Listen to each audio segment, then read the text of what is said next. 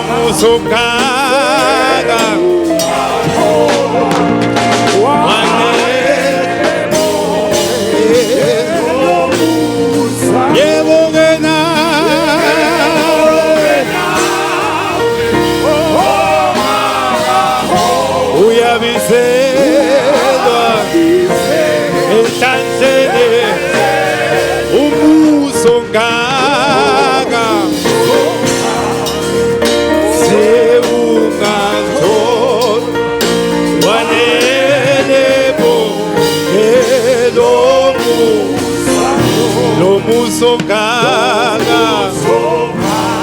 Musongaka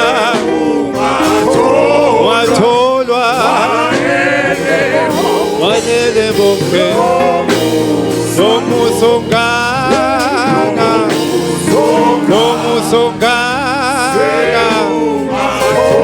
wanele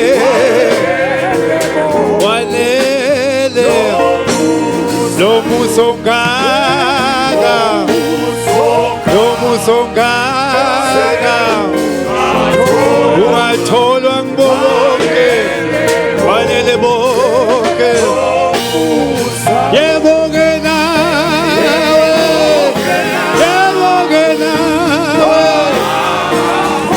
uyabizelwa enhlanhleni yomusongaka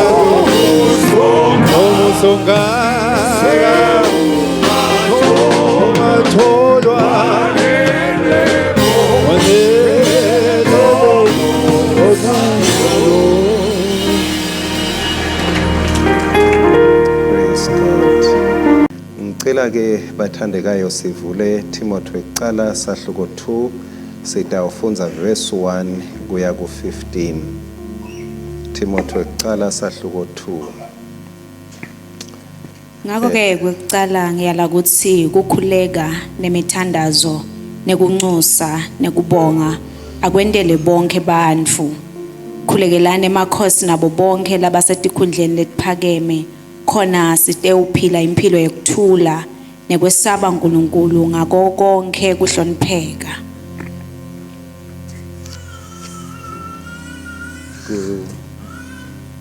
Lokhu kuhle kuyemukeleka uNkulunkulu umsinzisi wethu lofisa ukuthi bonke bantfu basinziswe bafinyelele kuladini iliciniso ngobe munye uNkulunkulu munye nemlamuli lo semkhatsini waNkulunkulu nemuntfu lo muntu nguKristu Jesu lo wadinikela ukuthi abe inhlawulo yabo bonke lokho kwaba ubufakazi ngesikhathi lesifanele ngiko lengakhethelwa kuba ngummemeteli nempostoli wako ngifundzise betive kukholwa neliciniso ngikhuluma liciniso hayi emanga ngako ke ngifisa shangathi emadvodza yonke indzawo angakhuleka phakamise tandla letingcwele ate lulaka nembango kanjalo futhi nalabasikati bafanele kuhloba kahle bagcoke kahle nangekuhlonipheka hayi ngemichino noma ngemhlobiso eligolide noma ngematshe laligugu noma ngetingubo letidule kakhulu kodwa bahlobe ngetento letinhle letifanele labasikati labathi besaba uNkulunkulu lo msikati kufanele afunze ngokuthula nangekuthobeka konke kodwa angimvumeli ukuthi afundziswe noma ke angemela indvodza kepha akathule ngobe phela Adamu wentiwa kuqala kwasekulandzela Eva futhi Adamu akakhohliswanga kepha ngumfati lo wakhohliswa wephula umthetho kodwa umfati uyawusinziswa ngekudala abantwana nabahlala ngekuzitha konke ekukholweni naselithandweni nasekungcwelisweni. Amen. Mangabe khona lo vengathi kulukhuni thani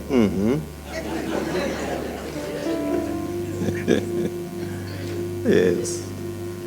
Siyabonga kakhulu. Ngicela sikhuthate ipraise team sibonge kakhulu kusihola aphuma.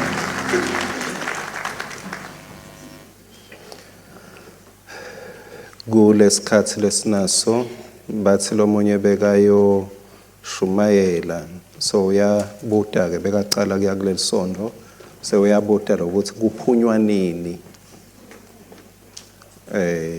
isaqala inkonzo. Wathi lo mphendulako wathi mangabe ude enkonzweni leyogadze ukuthi iphuma nini buyele ekhaya ngoba ngeke uthi ufika embi kwenkosi bese uyibukela isikhathi bathi ke ndawuphuma bazalwane kumcoka lokuthi khumbuta ukuthi kepha mangite lapha ngite ngani ngite kubani singacabangi kakhulu ngemuntu kuliqiniso ukuthi siphila under ipressure yesikhathi kungena ngesikhathi kuphuma ngesikhathi kepha nje kufuna sicabange ukuthi akusikakhulu ngathi kungaNkulunkulu kungaNkulunkulu kunekuhleleka ekukhondeni mawufunza incwadi yemaKorinte ekuqala 14 verse 40 noma 39 uthi ngako ke bazalwane bami khuthalelani kuprofetha kodwa ningakuvimbeli ukukhuluma ngetilimi bese 40 uthi kepha konke kwendeni kahle ngenhlelembiso. Ngitokhuluma kulesikhashana ngenhlelembiso ekukhondeni ebandleni orderly worship in church. Kukhonda ngenhlelembiso akusiyo inhlelembiso mangabe singakahlelembiswa ngumoya longcwele. Kungendeka kulokunye kube inhlelembiso kithi kepha kungabi inhlelembiso kumoya longcwele. Kan futhi kukhonda ngebuholi bamoya longcwele akusho ichaos.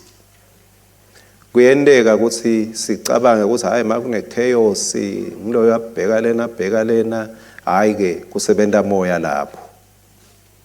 Kunenhlelembiso moya nguye le kuGenesis 1 verse 2 umhlaba bewulihlane lingenalutho.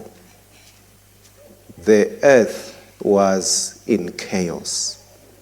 Bese iBhayibheli lithi kepha moya waNkulunkulu wehla enyuka ahlelembisa into. Moya longcwele brings order where there is chaos. Akasiye moya we-chaos.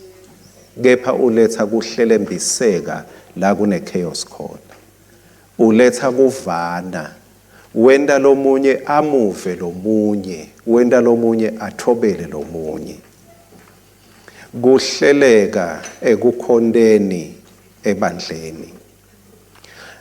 Kunemavesi kumbe lengeke ngikhulume ngawo kakhulu la kulendzaba lesifundza ngayo kepha kumbe ngekugcinwa inkosi nekuvunyelwa buholi bakhe malo ingcwele ngitawuyifakela tibuko kuyibukisisa kabandi evikini lelitako. Lamuhla ngidawukwenda sendlalelo I will lay the foundation lekutawusinika imicabango sisahamba ngoba lamuhla bengithi ngitonaka kakhulu lo verse 8 lothi ngako ke ngifisa shangathi emadvodza yonke indzawo angakhuleka phakamise tandla letingcwele adelulaka.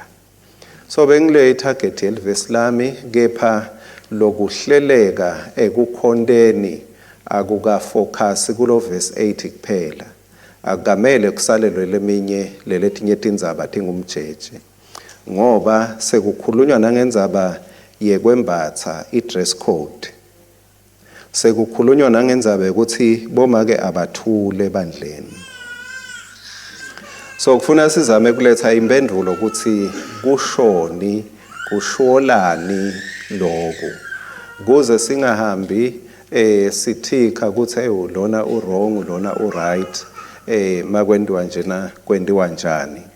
Sonke isikhathi masingalandzeli imfundiso yelive laNkulunkulu ngithi lesivisa buhlungu. Uma singathathi live laNkulunkulu kuloku leli kushoko ngithi lesilimalako akulimala umfundisi akulimala iNkulunkulu kulimala thina. Kulimala thina. Angisathi bengikuphi kulomunye umhlangano kulomhlangano mase kukhulunywa ke kukhulunywa ngetinto letinengana yabo la mase kukhulunywa kuthiwa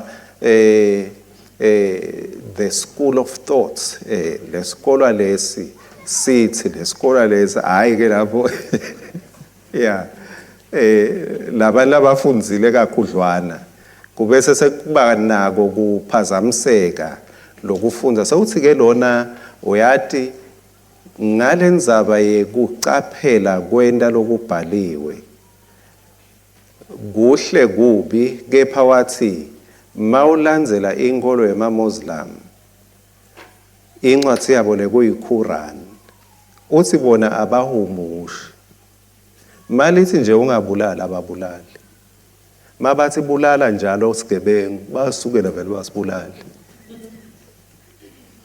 so bona abayi ku school of thought this kuthi lesikole lesi sikubuka kanjani lesi kubuka kanjani manje etsine kungendeka lisishonele kulokunye solo sibuka ukuthi laba bahumusha bathi gani Jesu wathini makalwa naSathane wathi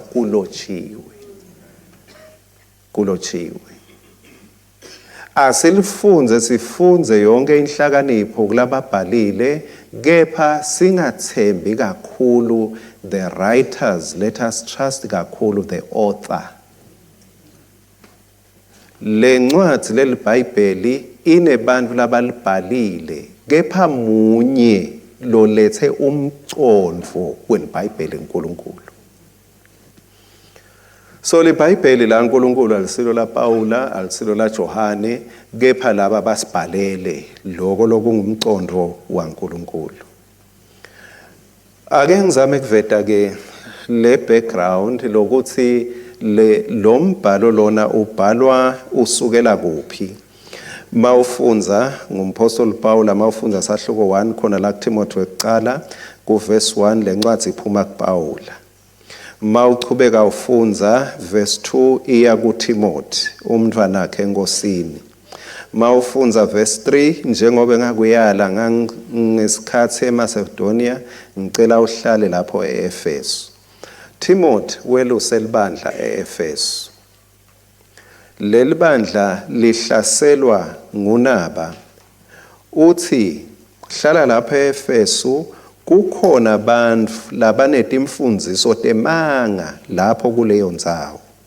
uthi bancanze ubatshele bakuyekele lokho kusho sekuqaleni kwakhe ubhala ngesexwayiso kuthi kunebantu labeta ngemanga uthi akabacaphele sekuyalandzela ke lokunye la akhuluma naye khona direct lo sahluko 2 ke sewuthi emva kokuba sengikuyalile yenda kanjenake kwekucala in the order of worship uthi ngiyala ukuthi kukhuleka nemithandazo nekuncusa nekubonga akwendelwe bonke bantu pray for all people anzi niyabona saya kulokwembatha sisaya kulokuthi bomake bayakhuluma noma bakhuluma ebandleni alifuni sicale ngemihlangano lifuna sicale ngemthandazo konke la ubona ngazo kunengcakana khona kunelifu lengcaki livi lenkosi lifuna sicale ngemnikati wemuntu singakacali ngetinto temuntu sicale ngemnikati wemuntu ngiyala ukuthi kwekucala umthandazo nekuncusa kwendelwe bantu bonke leli dolobha leli laseFeso la Timothy elusele khona libandla la Jesu Kristu bekunesithixo lesikhulu lesibitwa ngekuthi ngidiyana kuphinze kuthiwe besihambisana naArtemis lesithixo lesingudiyana besikhondwa ikakhulu bantu labafuna uthola abantwana she was a goddess of fertility more especially for childbearing bantu labafuna bantwana kani futhi bekusithixo setilwane labafuna kuphumelela ekutingeleni bebakhothama kuye Diana. She was a goddess of hunting and animals. Ngiko mawubuka sithombe kukhona la utawubona sithombe khona aphethe bujoki kuze utokhona kudubula unembe bekufuna wence ngakhona. Labantu ke baphendvuka babuya ekukhondeni tithixo letinje futhi labantu basedolobheni leline bantu labacubene lababuye emaveni lehlukene.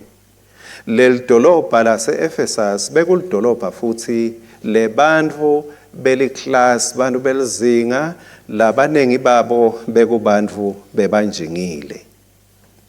Nalabo makeke labo babe labanjingile ngibo bebakhuluma livi lekucala baphindze bakhulume lekugcina kumbe ngikhona la bebadonsana ngemabhluko khona mangabe ungenalutho uthi uphakamisa isandla baqale babute uthi unani, hayi ukuthi utawuthini, unani. So mangabe ke unjingile ngisho ungadi ukuthi utawukhuluma uthini kepha bunjinga bebenta abantu balalele ngoba bacabanga ukuthi njengalo unjingile kusho ukuthi uhlakaniphile.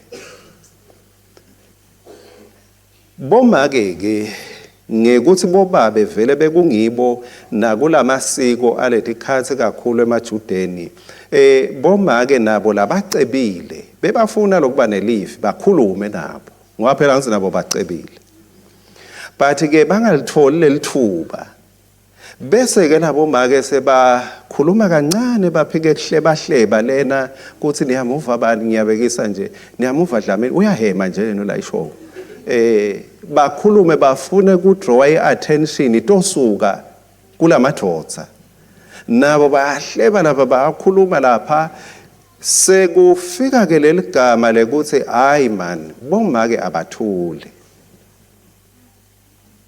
ebandleni seniyava kancane kumbe ngiyayicetha ke evikini lelitako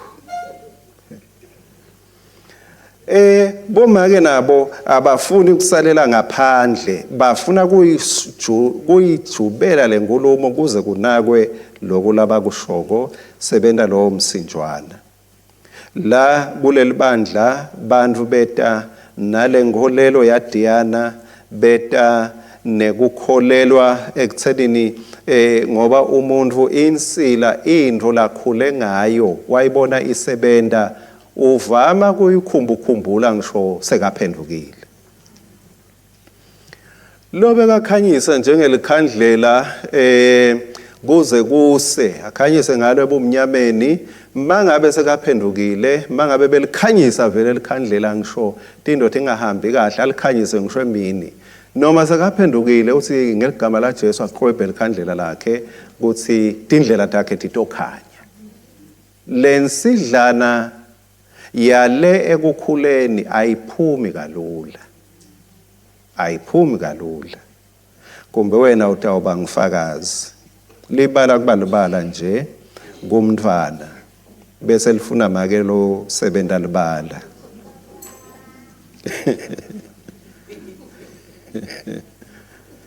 ngiyabekisa ayinini emazinga ebantu ngekwehlukana kwabo labanye banjingile labanye kumbe abasibo labeme kahle ngetemnotho bese kwenda ke ebandleni sekuba nema class nekubukelana phasi labanye banjingile labanye ngilabeme kahle ngiko indzaba ize ihambe ithinze lendzaba yekwembatha ngoba laba labanjingile vele bekathi make mbethe afune ukuthi nikhwebane ukuthi nanguya naye uyathi ukuthi ngifuna babone ukuthi kunyathela bani la So nabo bebenta kuvakale lobunjinga babo bebafuna itaste yebunjinga babo buvakale akusho ukuthi wonke make lo shaya lidodosi achamuke lapha ahamba yohlala lapha bathi bona bongabacabasi bebenta njalo angene late kanti uyohlala lapha ahamba ngelidodosi uve qhwa angithi draw attention ukuthi isuke lapha kulaba labathi ngemadoda bodwa. So bashaya kanjalo ke kwatiwe ukuthi hayi nyalo khala dodos lama ke sibongile ngiyabekisa make sibongile yalo selidodos yalo selidodos lama ke Rose nyalo selidodos lama ke cethelani phela nibobani faka la kakho ligama.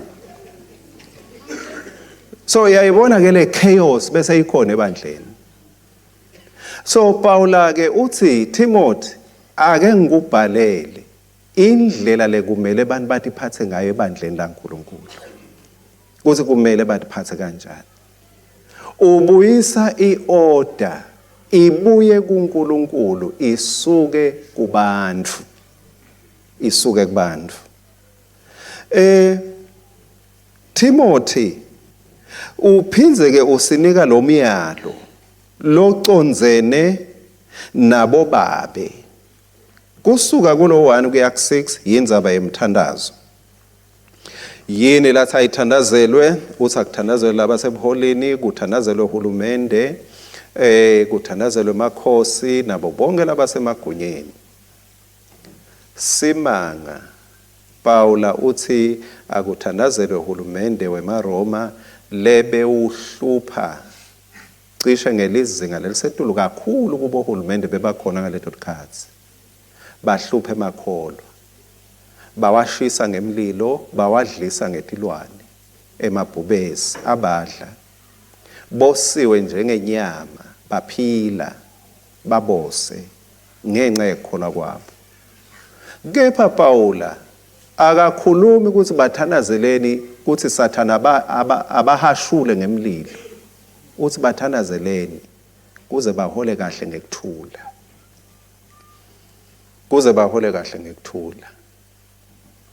Paula uyabona ukuthi kukhuluma kwebantu netikhali tebantu angeke tikulethe kuthula. Sibofakazi nathi lamhle emaveni lamaningi lalwako nyalo sikhali asikulethi kuthula futhi akusilula ukuthi ungaya lapha eRussia noma eUkraine Iran Israel akusilula ukuthi ungaya uyoshumayela kulethi khathi tembi ngiko ke athi sithandazele kuthula kuze livangeli litokhona kuhamba akakhulumi njengekuthula ukuthi hawu khona kutoba mnanzi kepha ukhulumela ukuthi kulobo bumnanzi livangeli likhone kuhamba lithungelede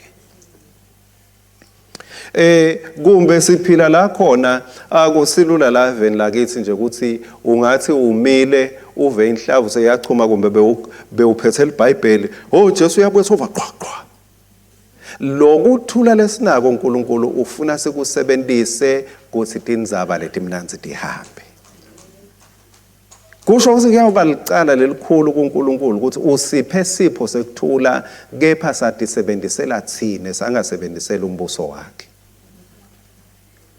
lokuthula lasipha kona usiphela ukuthi livangeli lite ushikitela kuto tonke tindzawo naseveni lakithi.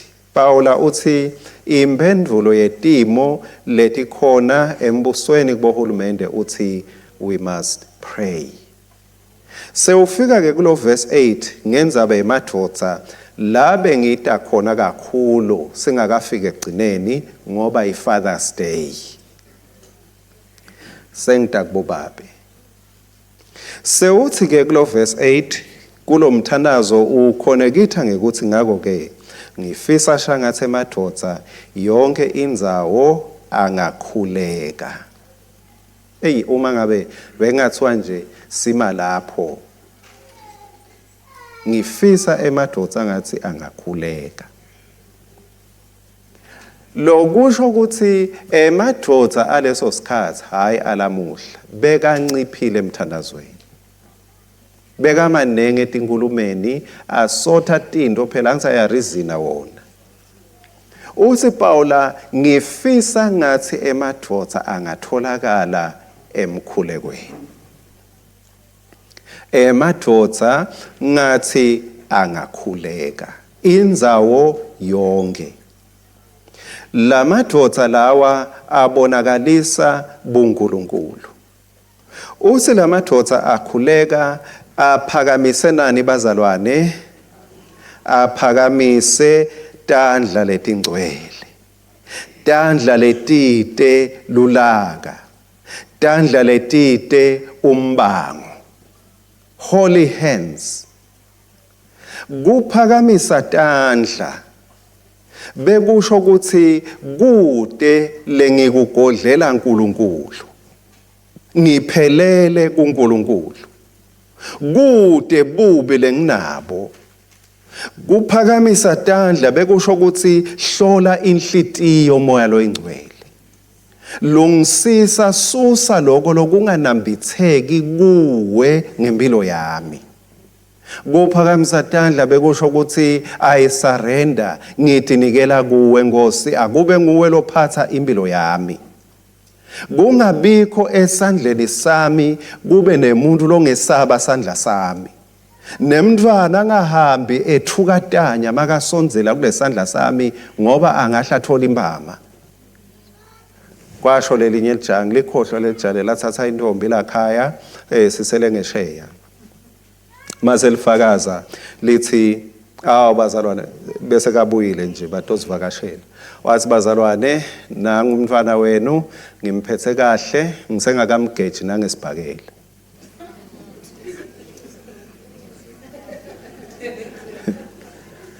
Bekasho ukuthini? Bekasho ukuthi lo munye angafakaza athi hawu mina yami indoda ayingishayi kane usho ukuthi solo yamgeja. Solo yamgeja. Lokuthi athi solo akangishayi ngilokuthi uyakhona kumvika. Ngoba ushesha abone ukuthi sesiyeda ke sibhakela nyalo. Uthi umyalo waNkulunkulu indoda ayithandaze ibe netandla letide licala. Ibe netandla letide licala. Kungabikho lo mangalako ngalesandla salendoda phambi kwaNkulunkulu. Kungabe ngumntwana, kungabe ngumfati. Yini angasho kubafati? Yini angasho kubafati? Sho sabashayani? Yekho abafati abajima ke.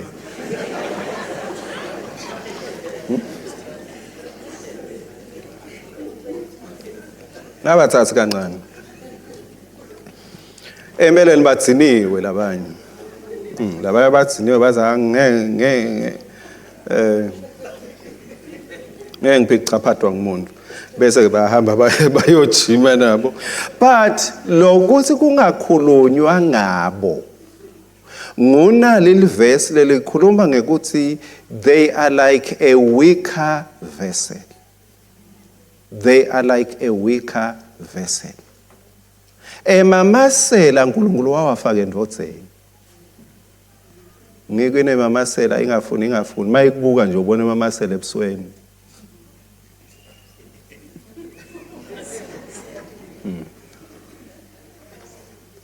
Ngeke akusiyo ivama kube nabo nobuhle lababo babe.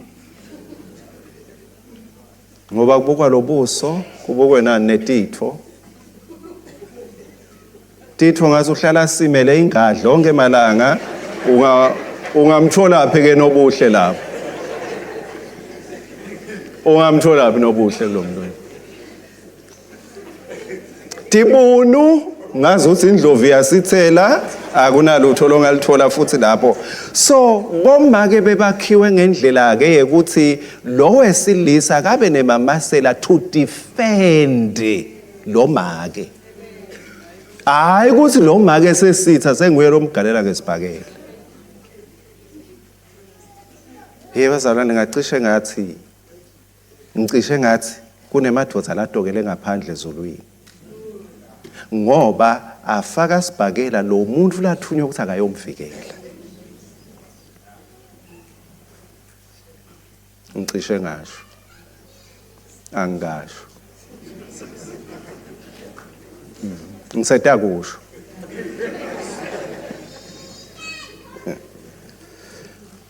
KuPetru ekuqala sahluko 3 verse number 8. Petru ekuqala sahluko 3 verse number 8. Kwekugcina ke hawukelanani nibe munye nonke nithandzane. Yes, verse 7.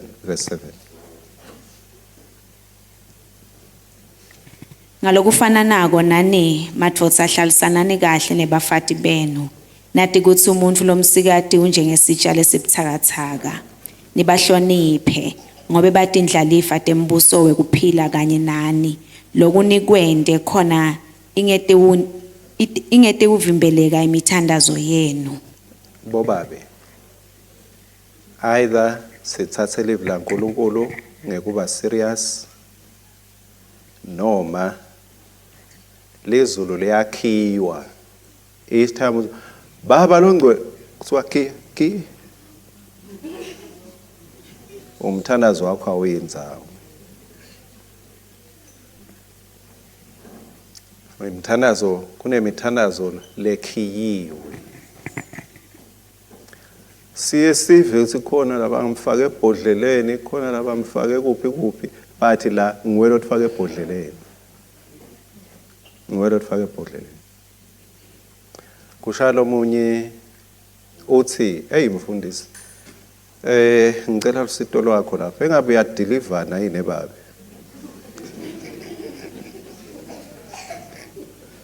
Ngithi mina kepha yini ukudeliver. Usilabo udeliverance uyambende. Umuntu makahluphekile. Ngithi mina kepha udeliver njani? Usho lokuthandaza nje umthandazele aza abe delivered. Ngize angikwadi lokho. Mina ngwathi lokukhuluma lelivi nje. Bese uNkulunkulu so uyamdeliver ngaleyo ndlela yakhe. Mina ngikhulume lelivi. Kukhona ideliverance utayifuna kuba prophet uyifune phansi phezulu angeke aze avule uNkulunkulu angazakhiye. uNkulunkulu uthi ngalama imagama ngiveni kahle. Uthi uNkulunkulu ufuna uphile kahle nemngakho. Waphila kahle naye utawuthandaza umthandazo lo kahle. uNkulunkulu uthi akawuva umthandazo lomnanzi mangabe impilo ingasimnanzi. uNkulunkulu ufuna impilo budlelwane lobuhle lobukhomba kuconza kuunderstanda ukuthi uphila nemuntu lo yini. Nisafisa kube yiFather's Day noma senifisa kube yiMother's Day. Funny Mother's Day seyawubuya next year. Sengiyaze ngikhulume eminyakeni nodako nabomake. Uthi ke lapha lokuhambisana nalomthandazo madvodza awaphile right in order to pray right. uNkulunkulu ubuka kucala ukuthi uphila njani naye ngaphambi kokuba abuke ukuthi uthandaza kanjani kuye. Angifike ngasesephethweni senkulumo ngekuthi sisahalalisa lilanga labo babe.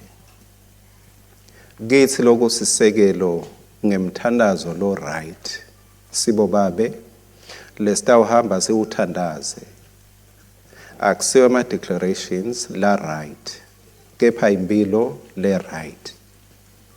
Le mpilo le right ngulena lefunwa uNkulunkulu. Leli verse lakhiwa ngabafati labahlushwa ngemadvodza. Li verse libuya kuMoya Oyingcwele. Libuya kuNkulunkulu. Umdali wemfati. Uthi umdali wemfati phila naye ngekumconza. Nalo uyangisanganisa uba somnika lokhu nalo ungisenkulunkulu phila naconza lokhu nalo yini ufunani. Uthi phila naye ngekumconza. Uthi understand this woman. Understand. Leni ngoba wadalwe nguye. Uthi uNkulunkulu indlela leya kuye. Nake neva abantu babuye emgcwabeni. Base indlela idlula kuphi? Uthi uNkulunkulu indlela yemthandazo wendoda leya kuye wedlula kumfati wakhe. Wedlula kumfati wakhe. Kushoni kuphila ngekumconza ngeunderstanding. Kusho kuconza tidzingo takhe. Understand her needs. Nyalo kusebusika. Wembathani ngoba akaziyo ingwenye. Yona yembatha sikhumba sinye ebusika nehlobo. Understand her needs. Nama nginalutho ungatsheli mina etshela uNkulunkulu wakhe kuthi awunalutho. Understand her needs. Kusho kukhomba kuba nenzaba etintweni la nenzaba ngato. Uthi uNkulunkulu waba nenzaba etintweni letimkhathatako ngikuvulela emasango asezulwini. Imthandazo yakho iyangena khaca phambi kwami. Be concerned with her needs. Show empathy. Khombisa luvelo buhlungu bakhe akube buhlungu bakhe. Ngena esicathulweni sakhe. Mangabe wesaba inyekevu bani naye kulokwesaba kwakhe. Ungasho ukuthi kwake kwabulala abantu lokho.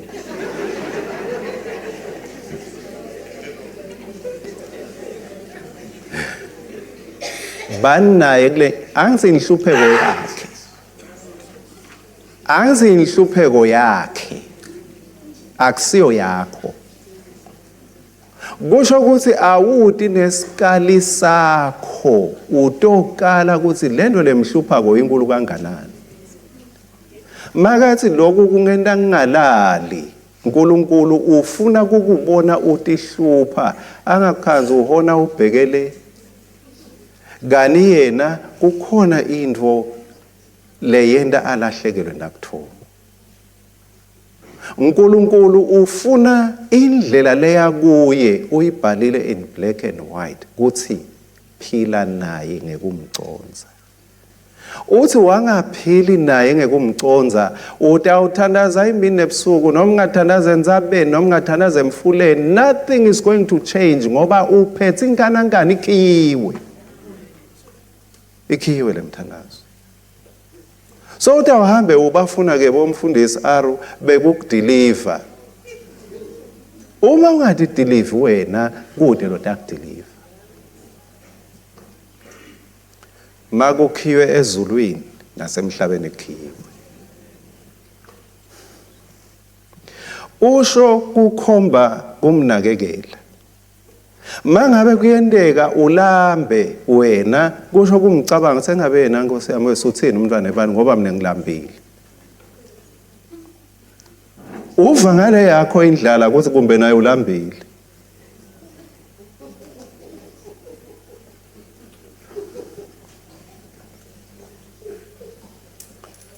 Mawuthi cabangela ngeCoca-Cola nayo umcabanga ngeFantastic. Kuza kube fantastic ngakuye. Uthi uNkulunkulu phila naye ngekumati. Phila naye ngekumati. Uthi masingaphili ngekumati bazalwane. Uyabona lento lengiyesaba kakhulu ngilokuthi umthandazo wethu angeke ufike phambi kwakhe. Awufiki phambi kwakhe. Phila naye, pay attention. Attend to her. Cain, ukulala umnakabo. Lo mhlaba lo mawuhlanyela tindo leti hlanyelwako letinelihlanyelo tiyamila kulo mhlabathi lo.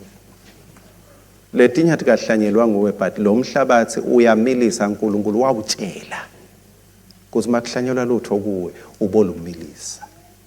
And kulandzela leyo order kusukela kuGenesis 1. Kulandzela leyo order.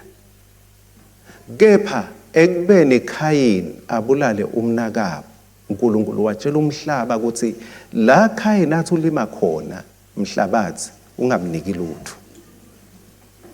Wehla wenyuka wabe bathe ulanza bomanyolo labangibo uyakubalimisi labade agriculture baletho tikhathi bazama kumsita kwabade lokumilako ngoba bekaphila ngaphasi kwesithundi sesicalekiso.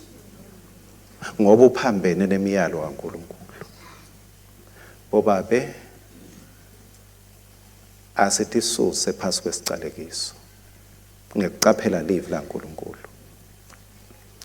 Kude lokutasinika iprofit. Sitawuthatha umnyaka siyowucetha singaboni inqubekela phambili uma sinaka naba abantu uNkulunkulu lathi asibahloniphe sibaphathe njengetitsha letibuthakathaka. Sibonga uNkulunkulu who is a father to the fatherless and a husband to the widows. He is the best ever. Usiphe lelithuba ke uNkulunkulu ukuthi nathi kuthiwe sibobabe njengaye. Sibe bobabe njengaye. Angisho njengalokho ngake ngasho. Incwadi yaMateyu sifundiswa lapho sahluko 6 verse 9 uthi Jesu manithandaza nibothi babe wethu losezulwini.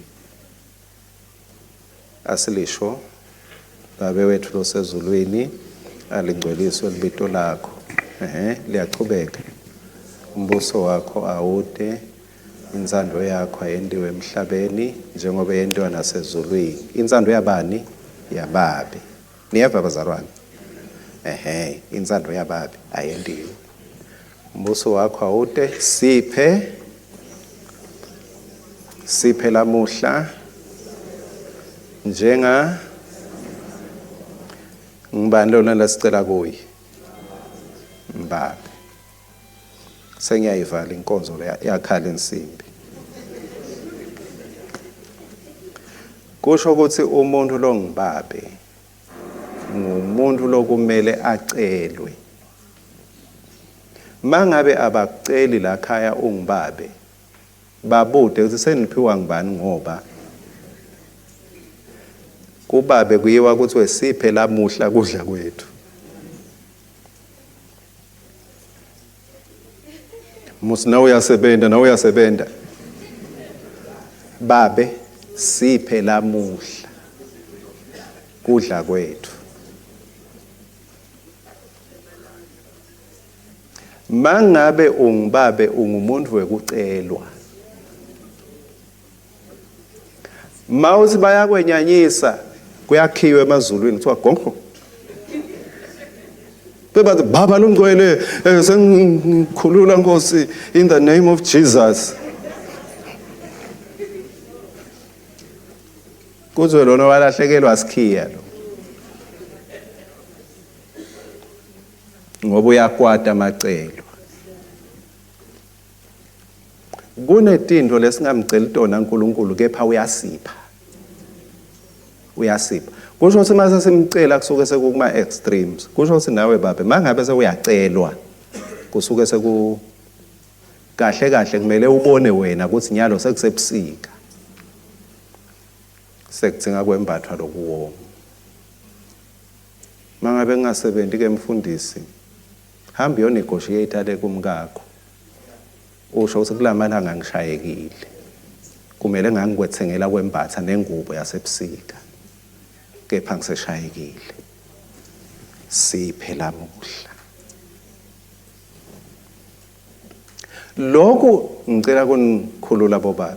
Awendeli lo mfati wendela uNkulunkulu. Wendela lizulu litobona ukuthi cha uyamhlonipha uNkulunkulu. ngoba kude umfati lo wathatha ipheni wathi ake ngibhalele madoda lethelelako ayekele lo laka phakamisa idandla lethi nelicala kwabhala moya lo ingcwele ngoba uyathi inhlito yethu ukuthi ingathumbeka sibe kanje. Ngicela bonke lababo babe basukume bese bonke laba ke bashaya abafati betela phambili.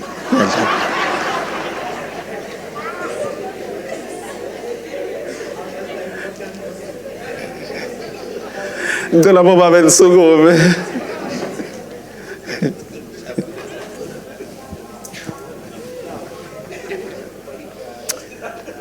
Laba bashayile nalaba bagejile.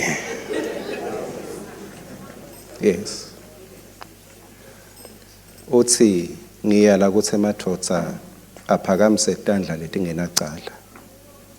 Umthandazo wendoda ubede lulaka, ubede indokuthelo, ube nemusa, ubede inzondo.